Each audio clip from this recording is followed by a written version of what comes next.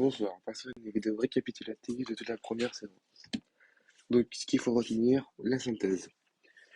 Déjà, il faut connaître l'équation d'une tangente.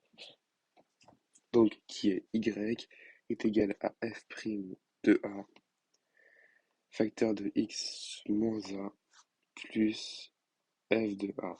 Ça, hyper important à connaître. Ensuite, il faut connaître deux formules. Entre m était égal à différence des y sur différence des x. Mais ce qui s'écrit aussi y de b moins y de a sur x b moins x a.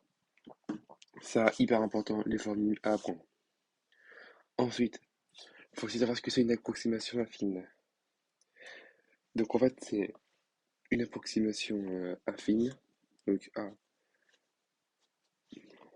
approximation affine, c'est quand on s'approche une courbe par sa tangente aux alentours du point de tangence. En gros, c'est on approche. C'est on approche une courbe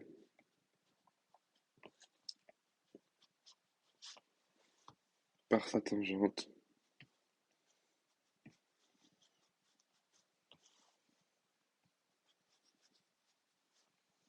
aux alentours.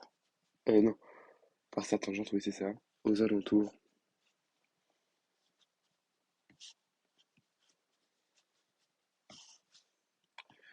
de, du point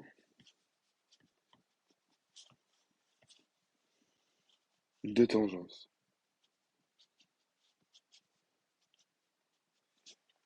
C'est ça. Et donc, on peut retenir aussi quelque chose. Donc, la valeur approchée de l'image du nombre x, c'est qu'en fait, quand on a f de x, c'est environ égal à f prime de a facteur de x moins a plus f de a.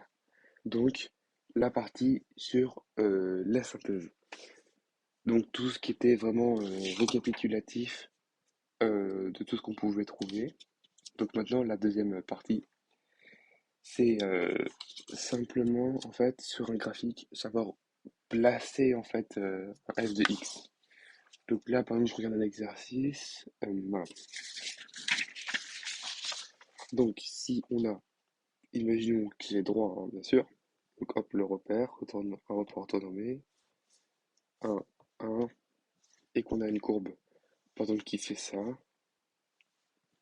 et qu'on a ici le point B qui est, je sais pas, par exemple, ici à 5, bah, faut le retrouver, en fait, et il faut calculer son coefficient directeur.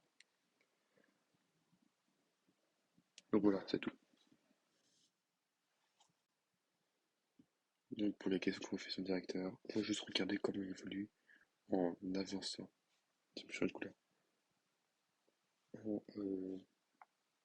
En avançant de 1 et voir de combien il monte. Et là, c'est son coefficient directeur. Hum, Plutôt M. Ça peut très bien monter ou descendre. Faut faire attention. Et 1, c'est facile parce qu'en fait, M il est égal à la valeur qu'on trouve donc de déplacement en hauteur. Donc les ordonnées en fait.